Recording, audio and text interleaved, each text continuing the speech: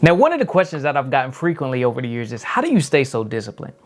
How do you wake up early every day? How do you eat clean every day? How do you read, write, study every day? How do you do all of these things consistently with a smile as if it's easy? Well, truth be told, it is easy. Not because it started that way, but because I found a system that makes discipline feel effortless. And today I'm gonna show you that exact same system so that discipline isn't something you just try to do, but it's something that becomes a part of you. So for years, we've been taught that discipline is about willpower, about forcing yourself to do things that you really don't feel like doing. Like, I gotta grind more, I gotta suffer better, I gotta push harder. I don't feel like eating this food, but I just gotta push through. I don't feel like going to the gym, I just gotta push through. Look, willpower is not what makes someone more disciplined. It's a great thing to have. It's like a backup generator, which is great to have if the power goes out. Unless you got a generator like mine now, that's sitting in the back of the shed not working because some mice decided to chew up my wires during the winter. But other than that, great thing to have. Because while everybody else is suffering through the power outage, guess what? You got lights, you got heat, you cooking, you chilling, right? But no one is using a backup generator as their main power source. Because it just doesn't make sense to do that. It's inefficient. Like, you need fuel, you need to maintain it, you need money because you got to buy the generator. Then you got to get connection hooked up to the house. Then you got to make sure you got enough power. If not, you got to either buy a new generator or get another one set up.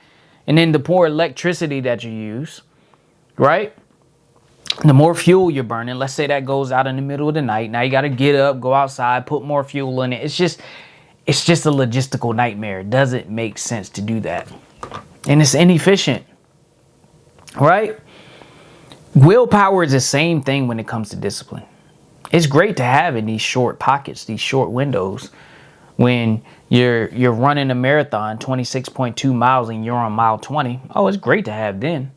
When you've been working on a project for a year, 2 years, 3 years, and you're on the last 30 days, you just got to finish strong. Willpower is great then.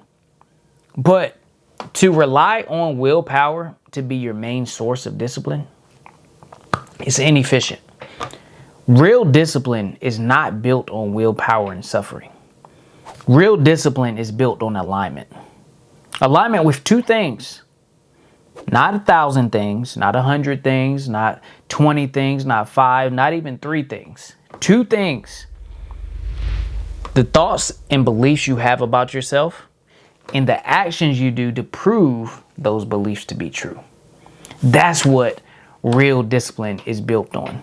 It's built on alignment. And look, when people hear alignment, they typically always think of the good, right? You're aligning yourself with good things. But people align themselves with bad things all the time.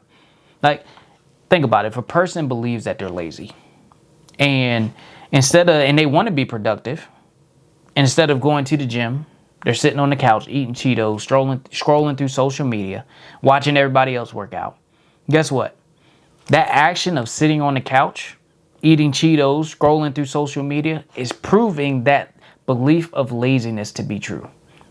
If a person believes that they're inconsistent, every time that they miss the mark, right? Every time that they quit on themselves, that action is proving that belief to be true.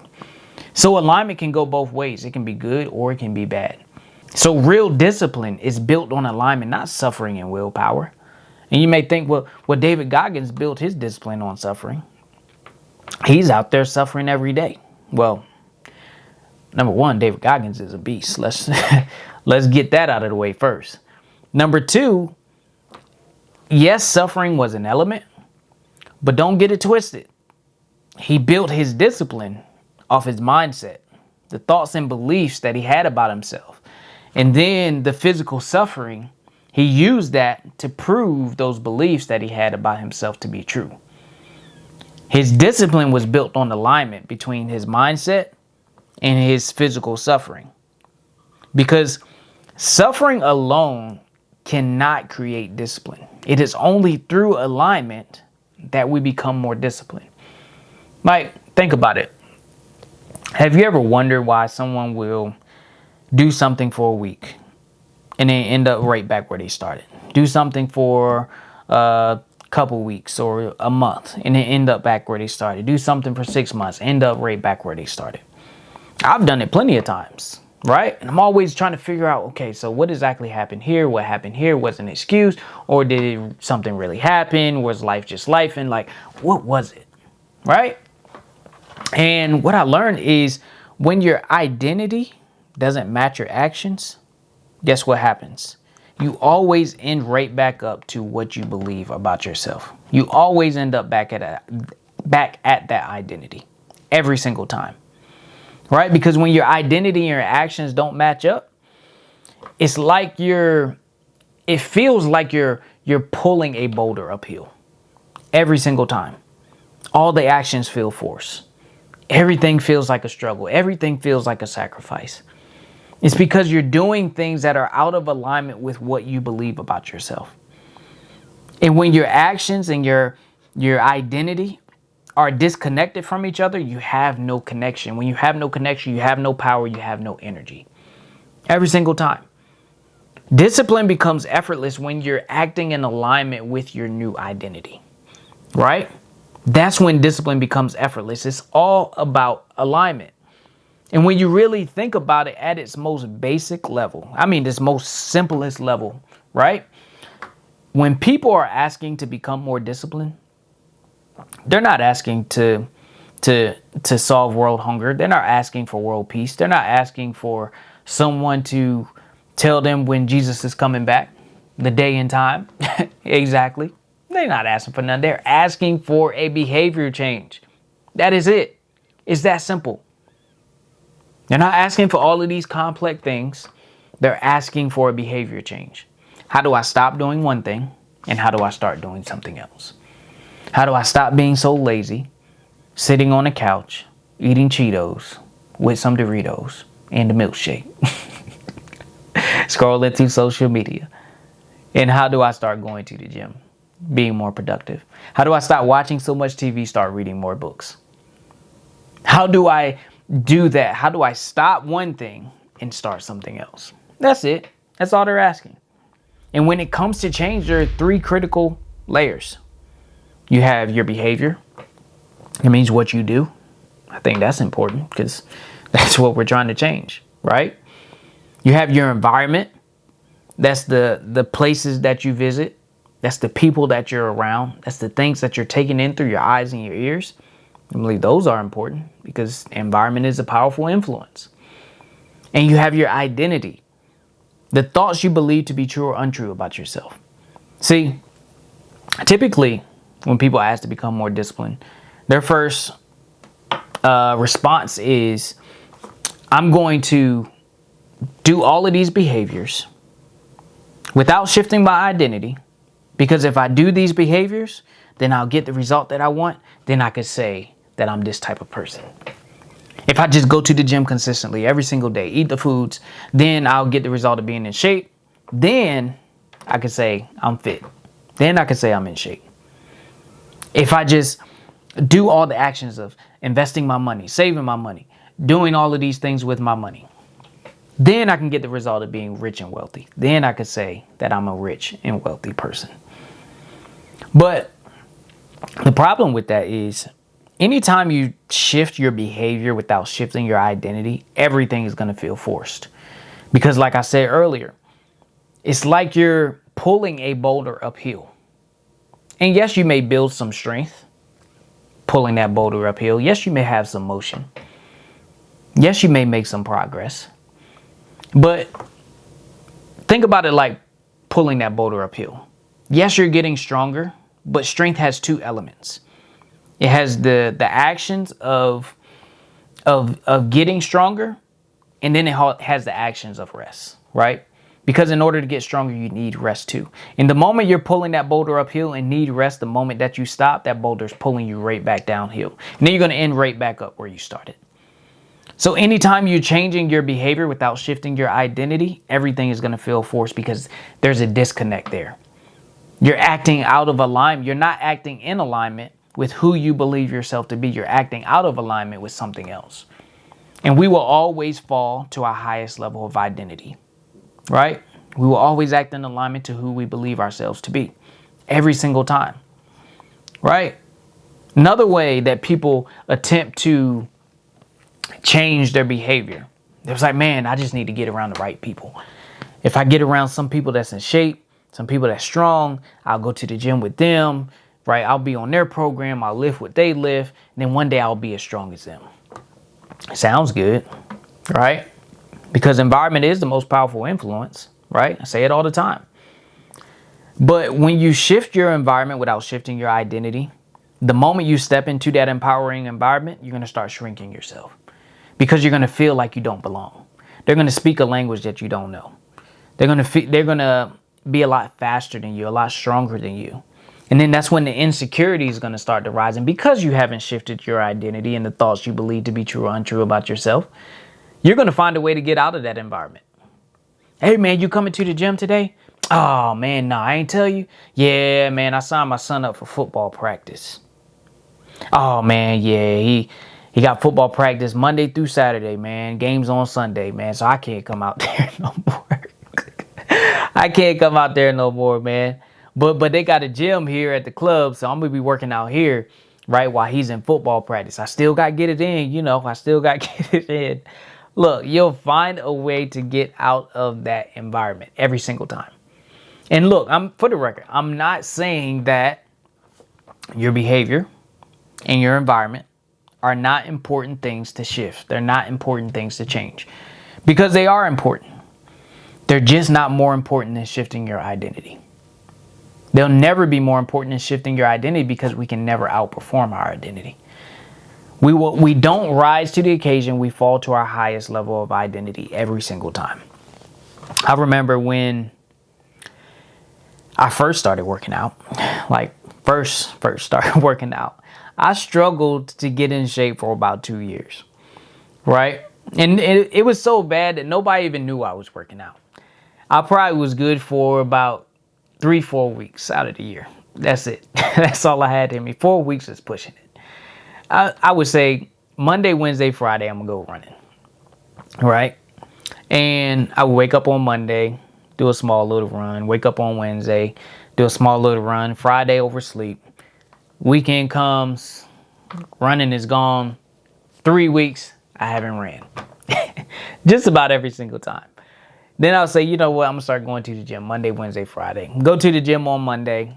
Get in there, don't know what to do. Insecurity starts to rise. I'm like, man, I'm leaving. I don't know what to do. I don't want to look stupid. So I stay in there about 5-10 minutes. I maybe did some curls, did a little press, and boom, I leave. And then after that, the gym won't see me for another 6 months. And I rinsed and repeat that cycle every time. And looking back, I realized that the actions wasn't the issue. Because I could have went on YouTube and found a workout program. I could have did that easy. I looked on YouTube plenty of times when I actually started working out consistently on different exercise. I still look on YouTube now for different workouts, for different ideas. I could have did that back then, but I didn't because I didn't shift my identity. I was trying to change my behavior without shifting my identity. And every single time I fell right back to what I believed about myself. Oh, here he go, trying to get in shape again. I give him about 2 weeks, right? You enjoy sitting on the couch. You enjoy eating a cup of noodles. You enjoy watching movies. You enjoy watching TV. You enjoy just sitting back and relaxing. Like, why would you want to go and work out? Why would you want to go and put yourself through that type of discomfort? Like, this is not what we do, right? Just come back over here. Come chill with us. All right? Every single time I fell back to my highest level of identity. Look, discipline is not just something that you do. Discipline is a type of person that you become. It is a transformation of your identity. Look, this is what I do now to make discipline look effortless. This is what I do to make discipline feel effortless every single time. Number one is I define who it is that I want to become. And I define what it is that I want, right? I like to focus more on the becoming, the person I need to become more than the result that I want, right? Who do I need to become? What do I want? because that's going to give me an aim. That's going to give me a direction. And if you don't know which direction you're going, you're just going to end up going nowhere every single time. So you have to have a direction that you want to go. You have to have a thing that you want to go after. After that, I just commit and decide to become that person. I commit and decide to go after that thing, no matter how long it takes. I'm not saying that I want to get there tomorrow. Not saying that I want to get there in a year or so. I'm just saying, like, this is the direction that I'm going. Right? I'm going to lock the door. I'm going to throw away the key, and I'm going this way. Doesn't matter if it takes me 5 years, 10 years, 20 years, whatever. I'm still moving, because if you don't decide, and a decision is different from a choice. A choice, you leave yourself with options. And every time things get hard, you're going to negotiate with yourself, and you're going to end right back up where you started. But when you make a decision, you're leaving yourself with no option. It's like Fab said, got to make it happen, right? No time for what may work. My plan B is another way to make my plan A work. Bars, right? So you have to make a decision where you want to go. After that, I align myself with success. Jim Rohn has a quote: success leaves clues. If someone has a result that you don't have, it's something that they're doing that you're not. And it's that simple. If someone doesn't have the result and you have the same result as them, it's something that you're doing that they're doing. It's that simple. So you align yourself with success. Identify the people that are successful in the area that you want to be successful in. Identify what they believe about themselves that is empowering. Identify what actions they're taking, and then you just align yourself with that thing. That's it. It's that simple. You align yourself with what success looks like. And then next, you just reinforce that alignment with small wins. I like to say, start slow, start small, keep it simple. Again, all of those three, they're subjective. My slow, small, and simple may not be your slow, small, and simple. You got to remember, this is your journey, not my journey. You can't get focused on everybody else when you're building something great. You can't get focused on everybody else, because everybody has a different journey. Everybody has a different path. So you just have to start where you are. Right? So start with your slow, start with your small, start with your simple, and then you build from that. Right? Because what you're doing is you're removing the friction. You are making it as easy as possible to start and as hard as possible to stop. Because if things are hard in the beginning, guess what? You won't do it. I won't do it. Nobody's going to do it. Because our brain isn't wired for that type of behavior. Our brain isn't wired for that type of thing. All right. Now you can train it to become that, but at the most basic level, it's not. Right? So you want to remove as much friction as possible by just starting small, starting slow, keeping it simple. And then after that, you want to rinse and repeat. Continue to evolve, right? Repeat that same cycle over, but just take it up to the next level. That's it, because the game doesn't stop. Discipline doesn't stop. The journey doesn't stop. And then you do another level, right? Where you define and decide, is like, okay, this is what I want to become now. This is the goal. This is the whatever. Okay, I decide to do that. Next, okay, I'm aligning myself with the people who have that type of result. And then I'm going to reinforce by doing the small wins, starting with where I am and how can I build to where they are. And then I rinse and repeat again. It's the same thing. As I said before, discipline is not just an action, right? It's a type of person that you become. Discipline is a process.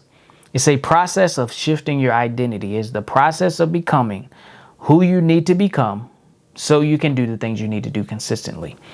Because you can never act consistently without first becoming the person you need to become through your thoughts and through the actions you do to prove that thought to be true. Through alignment is how you become more disciplined. But it is a process, right? It's not just doing things over and over and over. If I just do this enough, then I'll get the result. Then I can say I'm this. No, you have to first become that through your thoughts and actions, because sometimes you may believe that you are capable of doing something, and sometimes you may have to hold a vision for a decade before it actually manifests itself in your life, right? Sometimes you have to hold things a little bit longer before you actually see it. But along the way, you're learning things about yourself. Along the way, you're learning tactics, and you're learning strategies, and you're learning things to stay away from, the things you need to incorporate, the beliefs and ideas you need to have. You're learning all of these different things in the process of becoming that type of person, right? Which is why I said discipline is the process of becoming who you need to become so you can do the things you need to do consistently. And consistency comes from alignment. So you have to ask yourself, like, are you becoming the type of person that you want to become? Or are you just doing the action, hoping to get a result without changing yourself? Because see, most people will want change, but they don't want to change themselves. They want everything else around them to change, but they don't want to change. Discipline is a process of shifting yourself, shifting your identity, shifting your beliefs about yourself, because it's when you shift your identity and the things you believe about yourself, that's when everything around you starts to change, right? So you ask yourself, like, are you becoming the person you want to become on purpose, or are you becoming that person on accident? Because so many people become reactive, fearful, have anxiety by accident. They don't necessarily mean to, they don't necessarily want to, but they're aligning themselves with things that they don't want to have, right? They have these beliefs about themselves and they back it up with action. The people that become disciplined, the people that have the most discipline, they define who it is they want to become. They decide to become that person. They align themselves with success. They reinforce that alignment with small wins, and then they continuously evolve. They continuously grow. They continuously elevate every single time. And it's when you do those things that discipline becomes effortless, because you're not acting out of alignment with something that you don't believe, right?